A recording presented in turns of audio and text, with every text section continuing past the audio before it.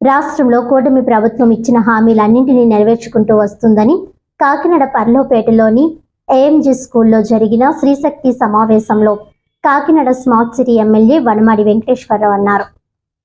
కూటమి ప్రభుత్వం మహిళలకు అందిస్తున్న సంక్షేమ పథకాలపై నిర్వహించిన ఈ కార్యక్రమానికి ఎమ్మెల్యే ముఖ్య అతిథిగా హాజరై మాట్లాడుతూ ఎన్నికల ముందు తెలుగుదేశం పార్టీ అధినేత చంద్రబాబు నాయుడు ఇచ్చిన సూపర్ 6 హామీలను ఒక్కొక్కటిగా అమలు చేస్తూ ముందుకు వెళ్తున్నామని అన్నారు.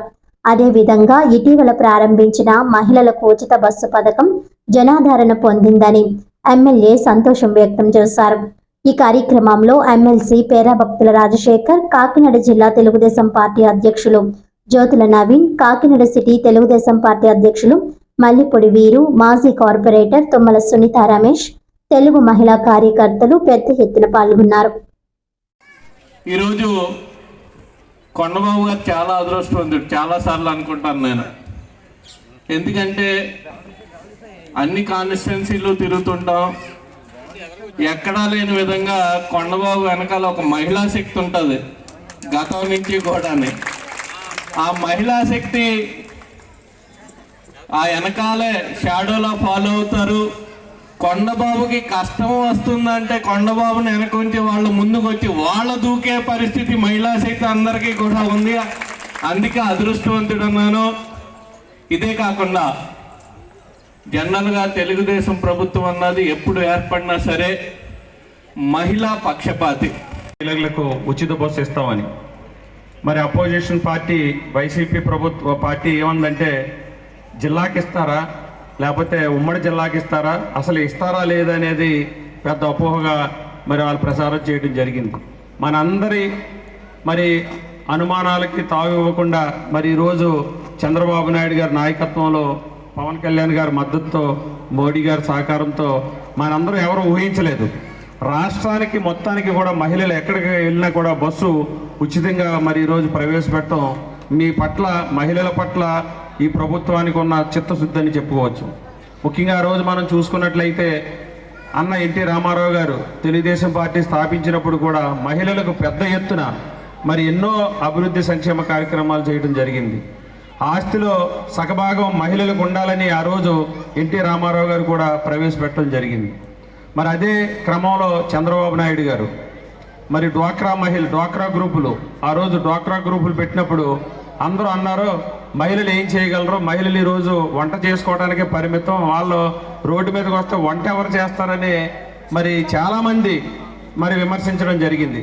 మరి చంద్రబాబు నాయుడు గారు ఆ రోజు ఒకటే చెప్పారు, మహిళలు వంట చేయగలరు, కుటుంబాన్ని చక్కదిద్దగలరు, అవకాశం ఇస్తే ఈ గ్రామాలనే కాదు పట్టణాలనే కాదు పరిపాలించగల శక్తి మా మహిళా సోదరులకు ఉందని ఆ రోజు చంద్రబాబు నాయుడు గారు ఎంతో నమ్మకంతో మరి ఈరోజు మహిళలకి మరి పెద్దపీట ఇవ్వడం జరిగింది. ఈరోజు రాష్ట్రంలోనే కాదు ప్రపంచంలోనే డ్వాక్రా సంఘాలు ఉన్నాయంటే మరి ఈరోజు మనల్ని ఆదర్శంగా తీసుకుని మిగిలిన రాష్ట్రాలు కూడా డ్వాక్రా సంఘాలు ప్రవేశపెట్టడం జరిగింది. ఈ అందరూ ఎందుకంటే ఈవేళ వైఎస్ఆర్ పార్టీకి మరుగుడు లేదు కాబట్టి, అలాగే కోట ప్రభుత్వం మీద బురద జల్లి అలా హైలైట్ అవ్వాలనుకుంటున్నారు. కానీ రాష్ట్ర ప్రజలందరూ ఒకసారి బుద్ధి చెప్పారు, 11 సీట్లతో కూర్చోబెట్టారని నేను మీ ద్వారా తెలియజేస్తున్నాను. మరి అదే విధంగా చూసుకుంటే సార్ ఒక విషయం మాట్లాడుతున్నానండి. మరి అలాగే కష్టకాలంలో మరి 10, 11, 12, 13 వార్డులు మహిళలు మరి ఎంత కష్టపడ్డారనేది మీకు చాలా తెలుసండి. ఎందుకంటే ఈవేళ అధికారం వచ్చింది కాబట్టి అలాంటి వాళ్ళకి మనం ఏదైనా మంచి పనులు చేసి పెడితే చిరస్థాయిగా వాళ్ళ ఇంట్లో మనం ఫోటో పెట్టుకొని పూజ చేస్తారని నేను మీ ద్వారా తెలియజేసి సెలవు తీసుకుంటున్నాను sir. Thank you so much. మన వీరులకు, మన మహిళా నాయకురాలకు, ఇక్కడ విచ్చేసిన మీ అందరికీ, స్త్రీ మహిళా శక్తి సభ్యులందరూ కూడా పేరు పేరున ధన్యవాదాలు తెలియజేస్తున్నా. అదేవిధంగా మరి మా మగవాళ్ళందరూ కూడా వెనక్కి కూర్చోబెట్టేసాం. ఈరోజు మీ అందరికి కూడా ముందు వేయాలని చెప్పి, పేరు వేయాలని చెప్పి అది వెనక్కి కూర్చున్నారు ఈ స్త్రీశక్తి మీటింగ్ కాబట్టి వారికి, సోదరులందరూ కూడా నా యొక్క నమస్కారాలు తెలియజేసుకుంటూ, ఇప్పుడే అందరూ కూడా మాట్లాడడం జరిగింది. మన ఎమ్మెల్సీ గారు మాట్లాడారు, నవీన్ గారు కూడా అన్ని విషయాలు కూడా చాలా విపులంగా చెప్పడం జరిగింది. అయినప్పుడు కూడా ఈనాడు ఈ ప్రభుత్వం చేస్తున్న విధానాలన్నీ కూడా ఒక్కసారి కూడా మనం నెమరు వేసుకుంటూ, ఎందుకు నెమరు వేసుకోవాల్సి వస్తుందంటే, చెప్పుకోవాల్సి వస్తుందంటే ఎంత మంచి చేసినప్పుడు కూడా కొంతమంది దుష్ప్రచారం చేస్తూనే ఉన్నారు. ఈరోజు మనం చూస్తున్నాం, తప్పుడు సమాచారాలు ఇస్తున్నారు, అన్నీ చేస్తున్నారు.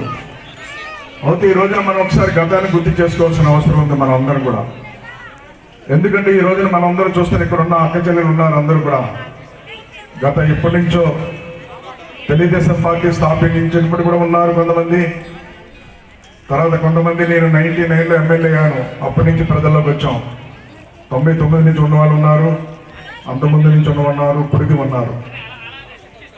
అయితే ఆ రోజున మీ అందరికీ తెలుసు, ఆ రోజున మీ అందరికీ చెప్పాలి, 2 విషయాలు గుర్తు చేయాలి. ఎక్కువగా మాట్లాడి కానీ 2 విషయాలు గుర్తు చేయాలి. ఈ దేశానికి మనకి స్వాతంత్రం వచ్చింది. దేశానికి స్వాతంత్రం వచ్చిన తర్వాత అనేక రాజకీయ పార్టీలు పరిపాలన చేసింది మన రాష్ట్రంలో. చాలామంది ముఖ్యమంత్రులు అయ్యారు, చాలామంది పరిపాలన చేశారు. ఎంతోమంది పరిపాలన చేసినప్పుడు కూడా ఎవరు కూడా ఈ రాష్ట్రంలో ప్రజల కోసం ఏ విధంగా పరిపాలన చేయాలన్నది ప్రణాళిక సిద్ధం చేయలేకపోయారు. అందులో ప్రణాళికలతో పాటు అభివృద్ధితో పాటు ఈ రాష్ట్రంలో పురుషుల్లాగే మహిళలు కూడా 50% వాళ్ళు ఉన్నారు. వాళ్ళ గురించి కూడా పట్టించుకోవాలని ఎవరు కూడా ఏనాడు కూడా పట్టించుకోలేదు. ఎవరు కూడా పట్టించుకోలేదు. ఈ రాష్ట్రంలో మగవాళ్ళందరూ కూడా ఎవరైతే ఇంటి యజమాని ఉన్నాడో వాళ్ళు సంపాదించి తెచ్చిన తర్వాత ఇంటికి ఇస్తే ఆ డబ్బులతో సంవత్సరాలు గడిపేవారు, అంతే కదా. ఏదైనా గొప్ప వాళ్ళు కూడా అంతే, వ్యాపారం చేసి తెస్తే ఇంట్లో ఆ డబ్బులతో వ్యాపారం చేసుకుని డబ్బులు ఇస్తే సంసారం గడిచేది. అలాగే చిన్నవాళ్ళు పేదవాళ్ళు ఉన్నారు. వార్తలోని ముఖ్యాంశాలు మరోసారి.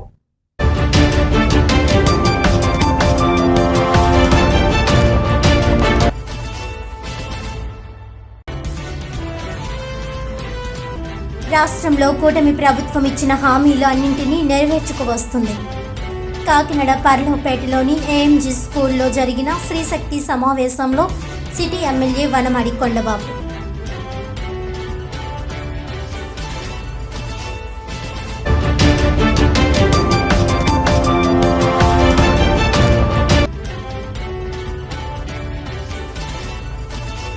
గణపతి ఉత్సవాలు మరియు నిమజ్జన కార్యక్రమాల నిర్వహణలో ఎటువంటి అవాంఛనీయ సంఘటనలకు తావు లేకుండా పోలీసులకు సహకరించాలి.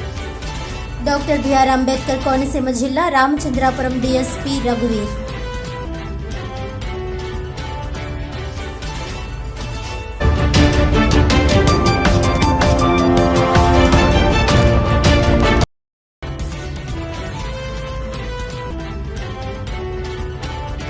కాకినాడ సత్యగౌరి థియేటర్లో సుందరకాండ సినీ యూనిట్ సందడి. ప్రేక్షకులతో మాట్లాడి స్పందన తెలుసుకున్న చిత్ర హీరో నారా రోహిత్, హీరోయిన్ కీర్తి వాఘాని, దర్శకుడు నిమ్మలపూడి విజయ్ కుమార్, నిర్మాత సంతోష్.